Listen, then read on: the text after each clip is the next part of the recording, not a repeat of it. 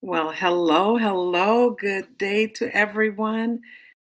Hello, this is Coach Polly coming to you live. I decided I'm just going to step out here and uh, chat with you live today.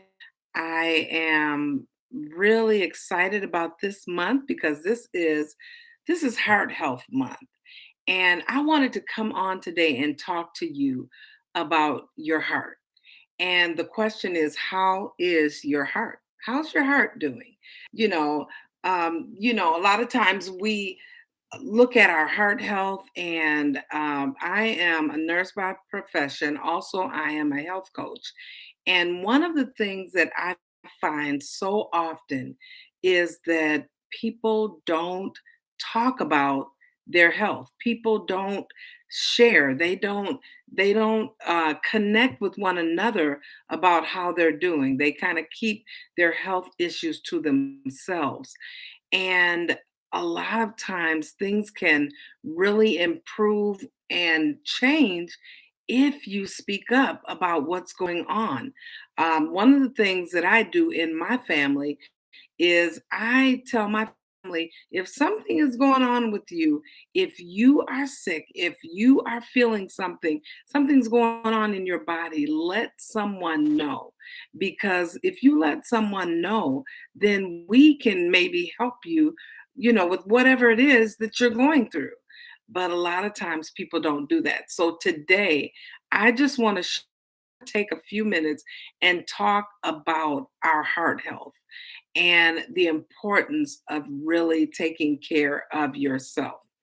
I'm going to give you 7 steps, some things that you can do to really take care of your heart. A lot of times you hear people say, well, a lot of my issues are hereditary. But I beg to differ. I think that a lot of things that we call hereditary issues are really things that we gathered from growing up. If our parents ate a lot of fried food, or if our family ate a lot of snacks, or just didn't take care of their health, we kind of tend to do what we saw, in our families. And so it can really hereditary traits really follow you because you're doing what your mother and father did. You're eating the same way. You're eating all the high carb foods. You are snacking more. So those same tendencies for diabetes, for high blood, if you are one that eat a lot of sodium, and it's a habit, then that those blood pressure problems tend to follow you. But I want you to really start encouraging your family. And during the month of February, it's Heart Health Month, encourage one another to eat right, encourage one another to change some of the habits that they have. A lot of habits that we develop, they come from doing something. Habits are so quick to develop, and they're hard to break. Because if I, for a week or two, start going to Dunkin' Donuts every morning before work, guess what? I'm going to continue to go to Dunkin' Donuts, and that will be my norm. I'll go from not doing it to going every morning. I got to get a cup of coffee and a donut. And so we create these habits, and they're hard to break. So, what about if you decided that you would stop going to Dunkin' Donuts? And maybe you didn't do it every day, but you started cutting down on how much you go to Dunkin' Donuts. Maybe go, twice a week instead of going 4 days a week, and slowly get out of those habits. That is something that I think that as you create new habits, you change your mindset about what you're doing. If all you eat is fried food, make a decision. A lot of times you hear people say, you got to stop cold turkey. But what if you went from 3 or 4 days of eating fried food to just, I'm going to do 2 days this week? and slowly work yourself out of that habit. So how is your heart? What are you doing? How do you take care of your heart? When I say how is your heart, I mean how are you taking care of yourself? And so these 7 steps that I have are going to give you a little more insight on what you need to do to take care of your heart.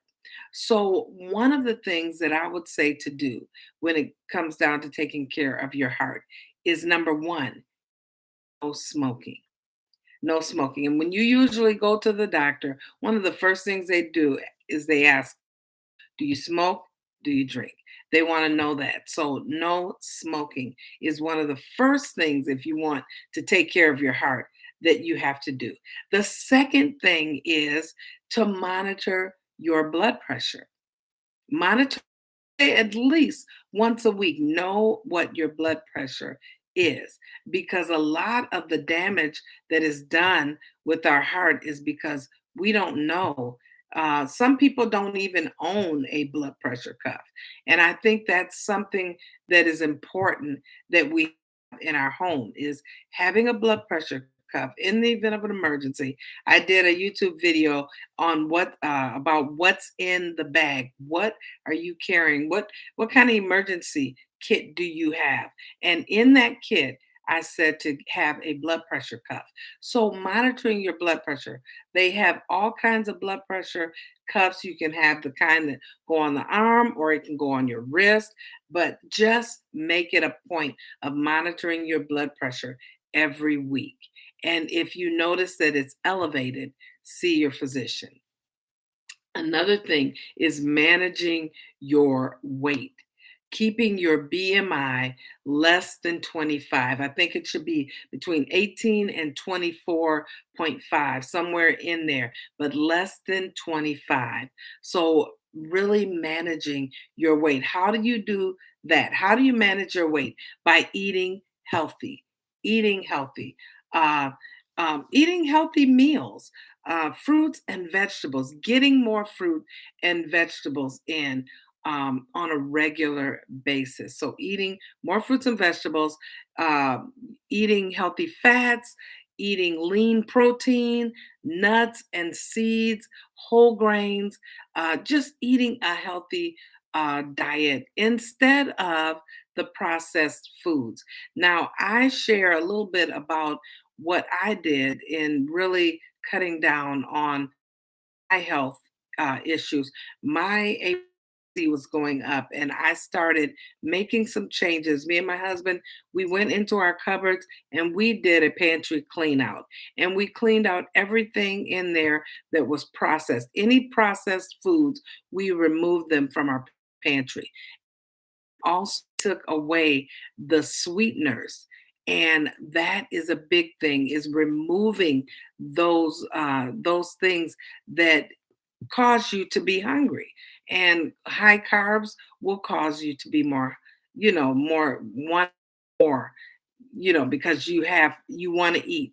The more sugar you eat, the more sugar you want. So we did a pantry clean out, and my A1C went from 5.7 to 5. So it can be managed. So managing your weight, decreasing your BMI, and just eating healthy, healthy fats, lean proteins, fruits and vegetables, whole grains, and cutting out the processed foods. Now, another thing is that goes along is watching your A1C. And a lot of times I ask people, what is your A1C? And a lot of people say, what is that? What is an A1C? And it's important to know what that is, and that's your it monitors your blood sugar. So a lot of times when we go to the doctor, we think that we're going and we're the doctor, oh, I better eat right the next couple of days because I'm going to the doctor. But that test monitors your blood sugar for up to 3 months. So you can't fool the doctor with that. So monitoring, really watching your A1C. Another wonderful thing to do to help decrease your cholesterol, to help decrease your A1C is working out, doing some type of workout every day. Now, if you're just starting out, you don't have to do that. I do 6 days a week, but doing at least a couple days a week out. Just maybe 2 days a week, you want to start out and gradually work yourself up. So, doing something just to improve your health. And that is working out, whether it's starting out stretching. One of the things that I started doing first is stretching because I was having a lot of pain from inflammation, and I started doing stretches. And that encouraged me to do more. So working out, that is one of the other things to do. And in addition to that is eating 2 to 3 hours, every 2 to 3 hours. How often are you eating? Do you get up in the morning and say, I'm not a morning person, so I'm going to eat day? I'll wait till 12 or 1, and then you're snacking for the rest of the day because you're so hungry. So, really watching when you get up in the morning, start with your breakfast, get something in. And I guarantee you, if you start watching when you eat and cutting off at the end of the day a little earlier, time breakfast rolls around, you're going to be ready for it. So, eating every 2 to 3 hours, drinking your water. That's a big plus. Drinking your water. It's important to just hydrate yourself. Your organs will thank you for drinking your water. Your skin will thank you when you're drinking water and just really kind of flushing yourself out. So, drinking your water, adding fiber to your diet. You can add some chia seeds, you can add flax seeds. I usually do that, take one a day, adding fiber to my smoothie, and that can be your treat. Having a nice smoothie, adding some flax, adding some chia seeds, you know, to your smoothie. And so these are some things that you can do to get started on your journey to wellness. Because guess what? This is not something that you do one day, you do a week, and then you quit. It's a daily thing. It's a daily making a decision every day that I am going to live well, that I am going to focus on my health. And not only you, but bring other people along, whether it be friends, when you have gatherings at your house, you know, do the right thing. Have the right type of foods. Family. In my family, we have gatherings, and I make it a point of letting everybody know we're bringing healthy foods so that it's a family affair. Incorporate that in your family so that everyone is living well. So I just wanted to come on, and I decided, you know what, I'm going to do some lives with you.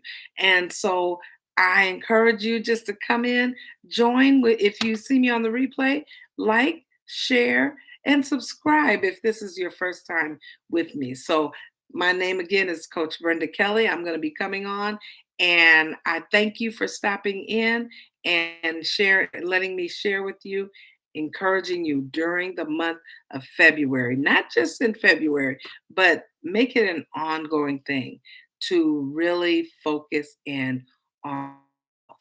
All right. Have an amazing rest of your Saturday, and I'll see you soon. Take care.